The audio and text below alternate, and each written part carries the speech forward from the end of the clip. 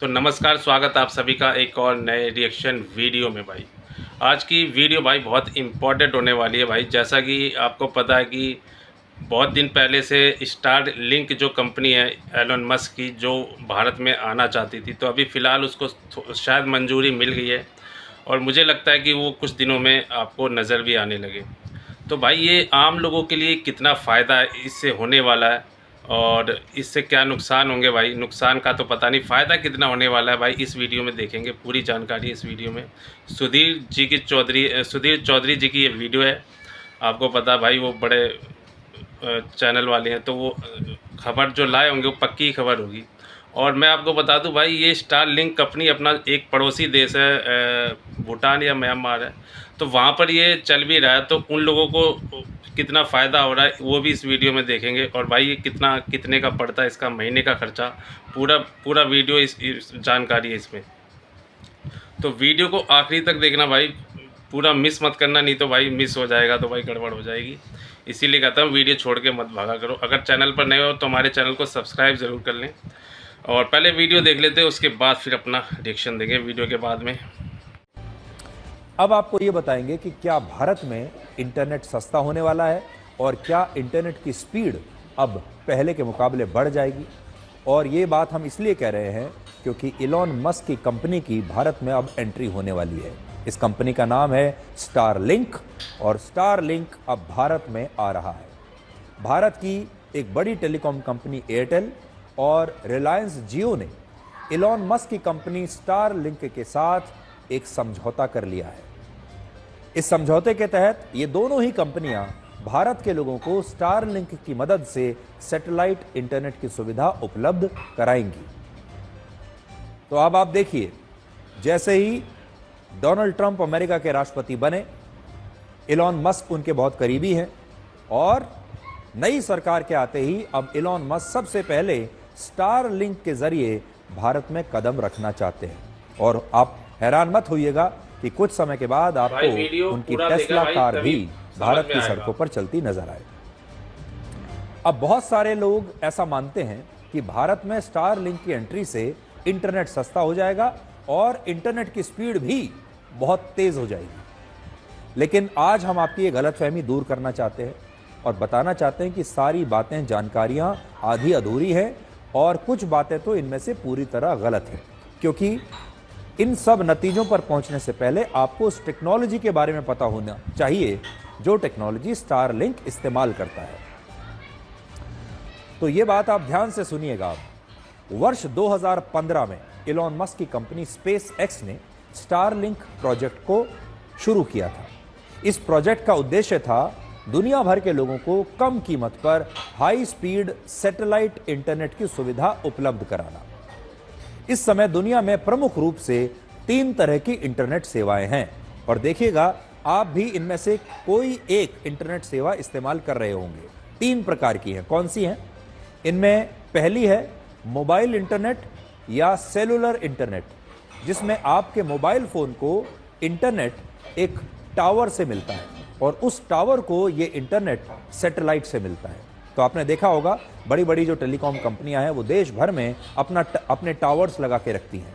आपका जो mobile phone है वो उस टावर से कनेक्टेड होता है और वो टावर जो है वो सैटेलाइट से कनेक्टेड होता है। ये वायरलेस इंटरनेट सेवा होती है। इसमें किसी वायर की, तार की ज़रूरत नहीं होती, लेकिन इसमें आपका पूरा डेटा फ्रीक्वेंसी टावर से आता है और ये टावर हाई और लो फ्रीक्वेंसी के होते हैं।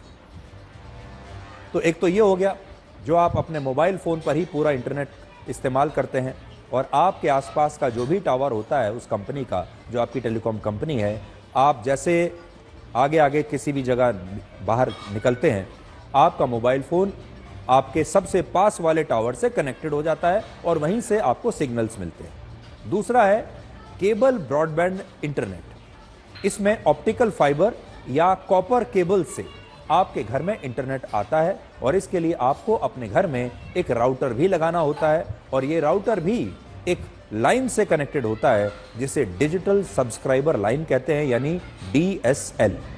आप में से बहुत सारे लोग ये केबल ब्रॉडबैंड इस्तेमाल करते होंगे। जब आप अपने घर में वाईफाई का भी इस्तेमाल करते हैं वो भी ऐसे ही आता है, यानी एक लाइन आपके घर तक बिछा दी जाती है और उस केबल के ज़रिए ये डेटा आप तक आता है और यही लाइन इंटरनेट डेटा को आपके घर तक ट्रांसमिट करती है।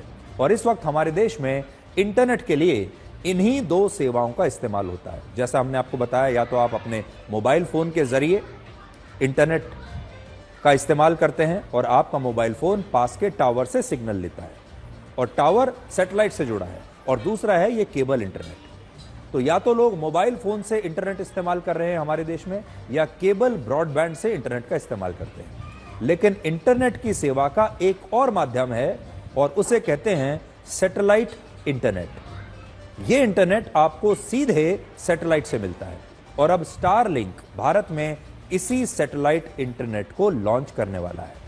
इस इंटरनेट को इस्तेमाल करने के लिए स्टारलिंक की तरफ से एक किट दी जाती है और ये किट आपको खरीदनी होती है। इस किट में राउटर और उसकी केबल के साथ साथ एक डिश एंटीना आपको दिया जाता है। ये एंटीना सीधे स्टारलिंक के सैटेलाइट से इंटरनेट डेटा को रिसीव करते हैं और लोग बिना किसी टावर और ब्रॉडबैंड के इंटरनेट को इस्तेमाल कर पाते हैं। तो आपको अपने घर की छत पर, जैसे आप डीटीएच का एक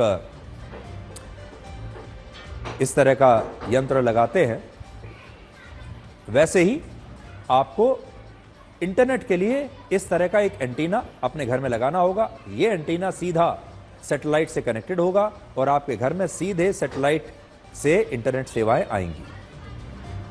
जंगलों में, दुर्गम पहाड़ों पर या दूर दराज के इलाकों में जहां इंटरनेट के लिए टावर्स लगाना बहुत मुश्किल होता है, मौसम जहां बहुत ख़राब होता है, वहां इंटरनेट पहुंच नहीं पाता, या ऐसे इलाके जहां अगर केबल इंटरनेट है भी और अगर वो ख़राब मौसम की वजह से कट जाता है या ख़राब हो जाता है तो उसे ठीक करने में कई कई हफ्ते लग जाते हैं, क्योंकि ये इलाके बहुत दुर्गम हैं, जंगल है, वहाँ पर पहाड़ हैं, नदियाँ हैं।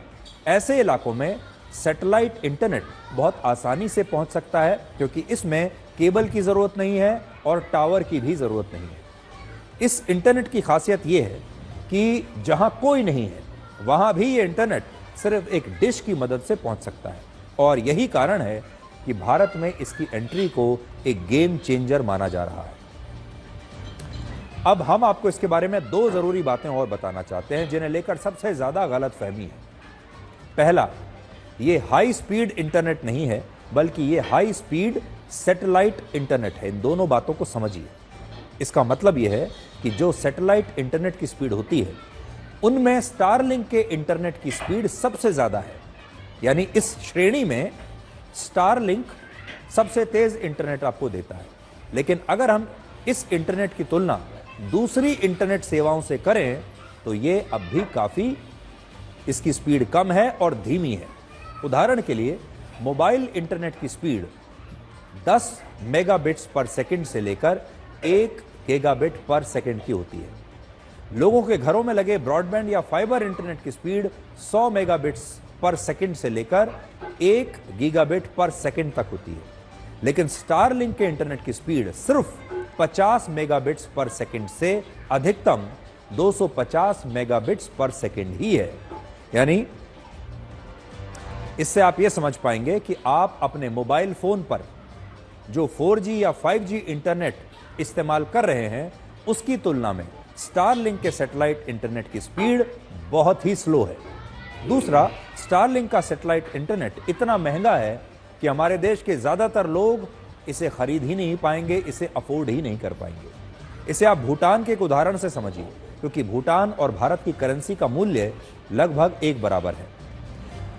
भूटान में इसी साल स्टारलिंक के सैटेलाइट इंटरनेट की सेवाएं शुरू हुई हैं, तो भूटान में ये शुरू हो चुका है और यहाँ इसकी सबसे सस्ती किट 17,000 रुपये की है और सबसे महंगी किट 2,31,000 रुपये की है।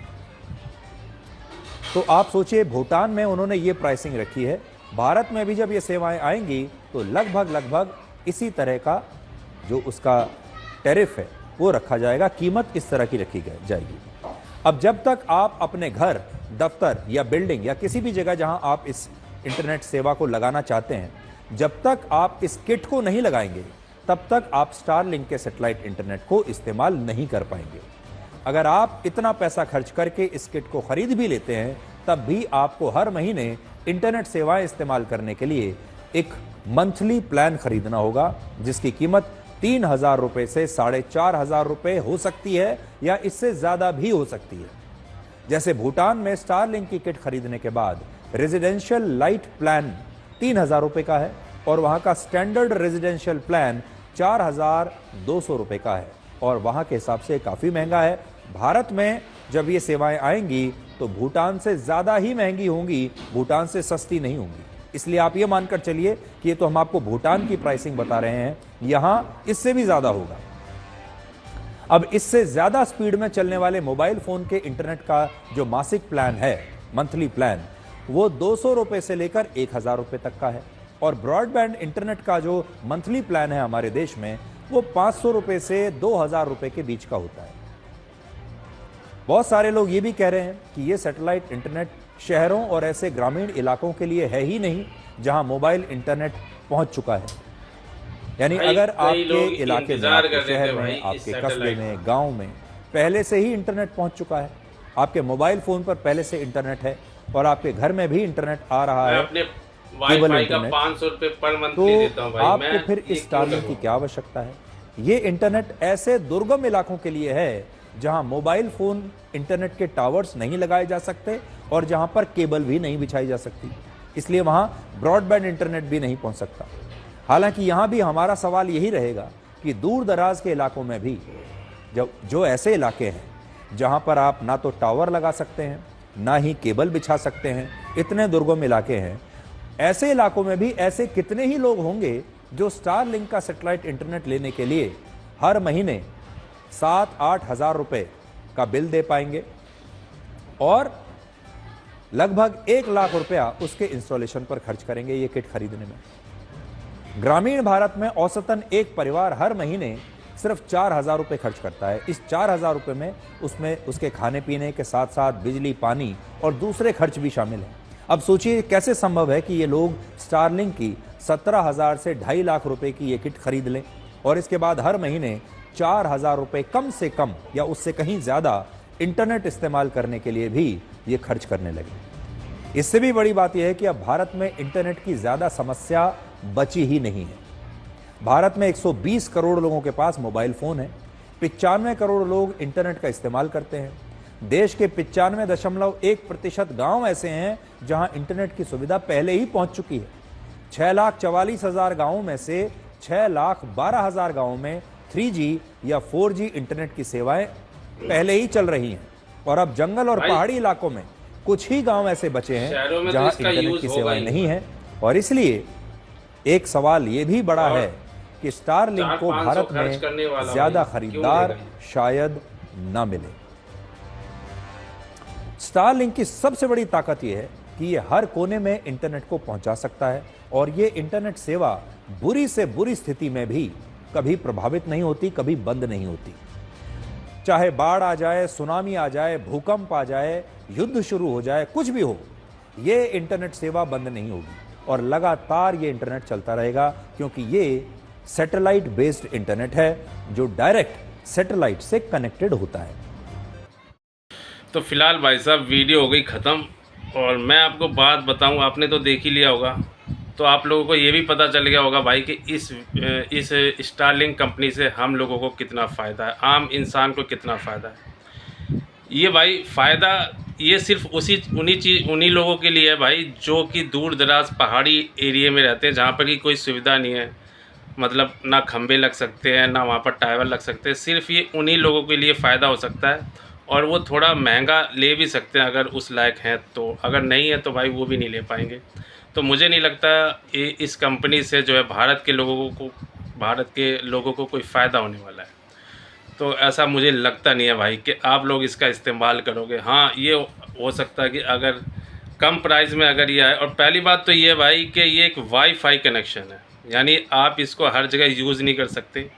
जैसे आप मोबाइल का डेटा इधर उधर यूज़ करते हो ले जाकर, आप इसको यूज़ नहीं कर सकते। ऐसे एक ही जगह पर आप यूज़ कर सकते हो इसको घर में।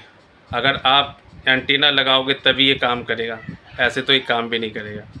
हाँ, अगर सिम आई होती जैसे तो और बात होती। पहले तो लोग यही सोच रहे थे भाई कि सिम आएगी, लेकिन फ़िलहाल ऐसा न्यूज़ नहीं है कि भाई सिम आएगी। तो इसका एक छोटा सा एंटीना लगेगा और एक सेटअप बॉक्स लगेगा, जो भी वाईफाई का राउटर होगा वो लगेगा, और उसके बाद आप इसको मोबाइल में यूज़ कर सकते हो। तो शहरों में तो पहले ही इतनी सुविधाएं हैं, तो भाई इसको कौन लेना चाहेगा इतना महंगा। तो मुझे नहीं लगता भाई ये यूज़ होगा। आपका इसमें क्या कहना है भाई, आपकी क्या राय है? प्लीज़ हमें कमेंट ज़रूर करें भाई, आप इसको लेंगे या नहीं लेंगे, अपनी राय ज़रूर दें। चलिए मिलते हैं एक और धमाकेदार वीडियो में, तब तक के लिए आप सभी को जय हिंद जय भारत, और आप सभी को मेरी तरफ से हैप्पी होली एक बार फिर।